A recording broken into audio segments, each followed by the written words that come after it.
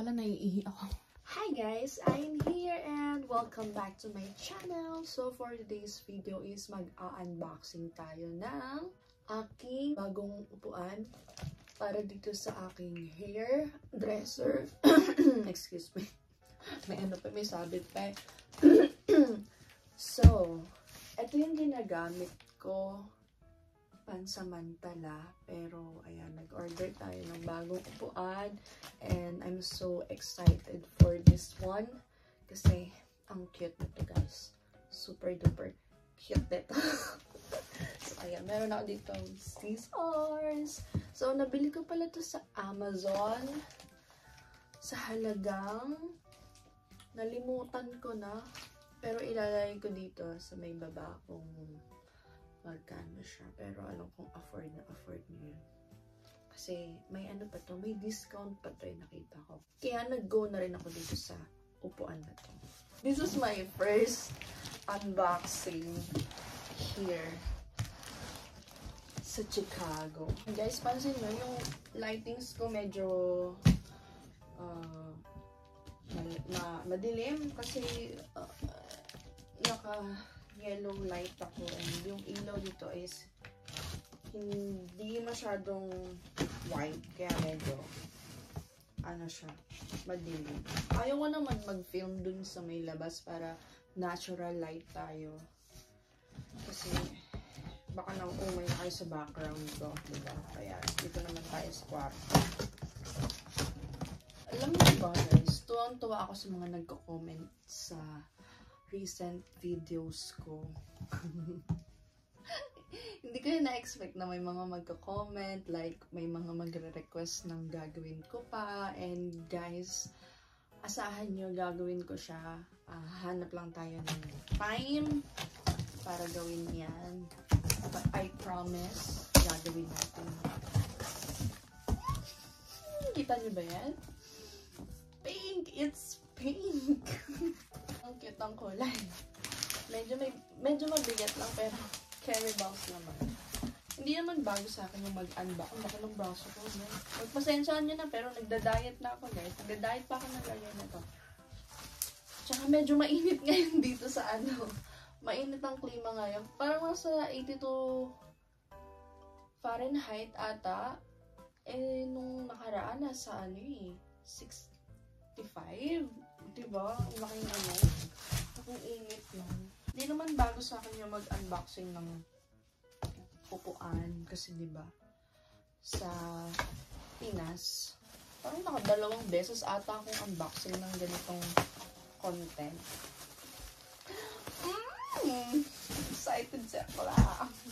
And look guys.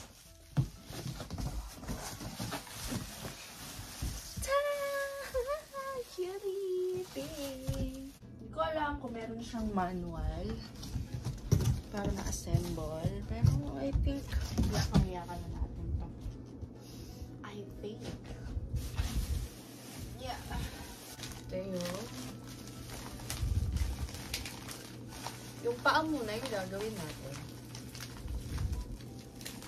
Bago yung pinaka-puan. Ito yung ano niya, adjustan ng baba, taas, ganun. ASMR. Bubble wrap. Tada! Patrick SpongeBob. What? Where is the manual?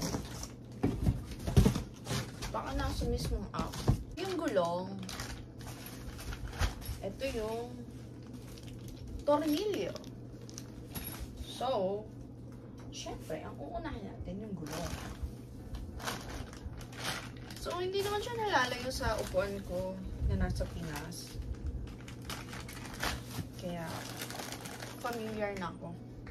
Hindi tayo may hihirapan mag-assemble. So, ayan, isa-isa natin siya ilalagay dito. Pag ganun. Diba? Hindi ka siya.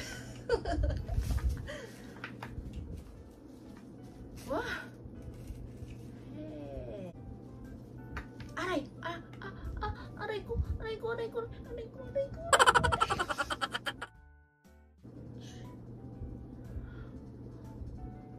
Hindi ka na ako. Mamaya, after this, mag-walk ako. Pero hindi ko na yun i-vlog kasi nakapag-vlog na ako nung naipasyal ko na kayo sa lake. Sa lake lang din naman ako nag-walk. Siguro, nung kahapon kasi, nag 30 minutes walk ako. Like, pumunta ako ng lake, 2 ikot, tapos pumunta ako dito, lagpas sa bahay sa may kanto. Hindi ko nakita yung field pa. May field pa daw dun sa may left side. Bago mag anong tawag doon? Highway. Pero titignan ko kung makikita ko siya mamaya. Ayaw pumasok. Kailangan ng pambadulas. Hey! Yun. Last one.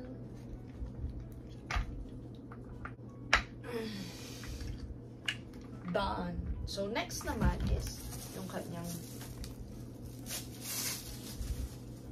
hair. So, hindi ko alam. I think pag ganito siya. Ayan. Ayan.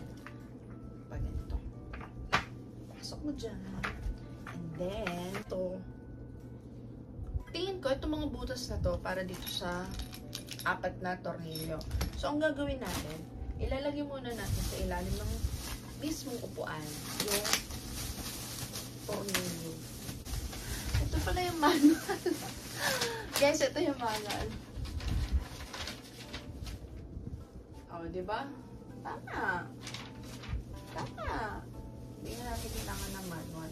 Yung 4 na butas sa ilalim ng upuan.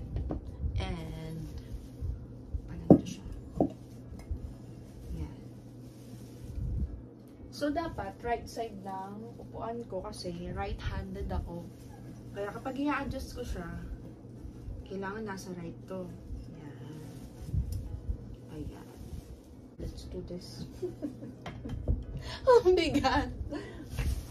Ayan. Ikot-ikot ko lang ng ganito.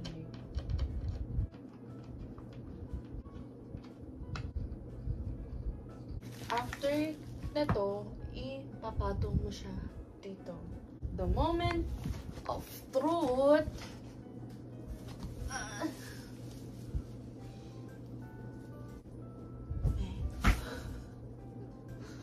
Mabigat ah. Tada!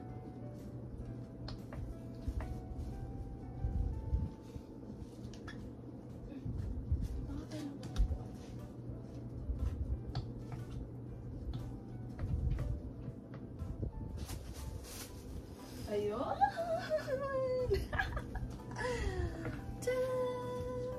Meron siyang kasamang pillow. Kitty! So, guys, eto na siya. Ang aking bagong upuan. Pansin nyo, pinili ko, wala masyadong sandalan kasi hindi naman siya office chair. Pero ang nakalagay sa mismong Amazon, office chair siya. Wait lang, patay na. Kasi, yung upuan ko sa Pinas, malaki yung sandalan, like, ano siya, para siyang sofa chair. Kasi nga, ginagawa ko rin office yung baba ng bed ko, yung sa kwarto ko nga. Pero ngayon kasi, nasa vanity ako, kaya ito yung pinili ko. Diba? Hindi naman ako dito yung mag-chill, like, magaganyan. Mag-chill. Kung mag-chill ako, siguro ako sa may sa may kusina, sa may living room, or dito sa may bed. Pero dito, ganito lang tayo. Make-up. Up lang tayo. Ganun. And hindi pa totally ayos tong vanity ko. May mga kulang pa akong make-up, mga gamit. So, ayan. For now, I'm so happy. Cute. Diba? Ang cute. Cute. Pink na suklay. Terno sila. Ayan guys, sinare ko lang sa inyo yung aking bagong upuan. Yan, nag-unboxing na naman tayo. Gusto ko lang share sa inyo. Unboxing lang talaga tong content na to. And hayaan nyo guys, next time magka-content ako sa labas kapag mamamasyal, kakain. Pero i-expect nyo na kapag nasa labas ako, hindi ako masyadong magtotok. Kasi I'm shy. Shy type ako eh. Pang ano lang ako eh. Pang loob lang ako ng bahay. Pang banyo. Gano'n. Parang kapag kakanta ka, sa banyo ka lang magaling kumanta. Ngayon, ako pag nag-vlog, dito lang ako sa bahay. Dito lang ako nakapagsalita. Pero, charis lang. Nagsasalita ako kapag kaya ko. So, ayan na guys! Cute! Cute! Cute! So, ayan na guys. Bye-bye. Thank you so much for watching. Kung hindi ka pa nakaka-subscribe sa aking channel, mag-subscribe ka na. Pakiclick mo na rin yung bell button dyan sa tabi para ma-notify ka kung may bago akong video. Bye-bye guys. See you on my next one. God bless you all.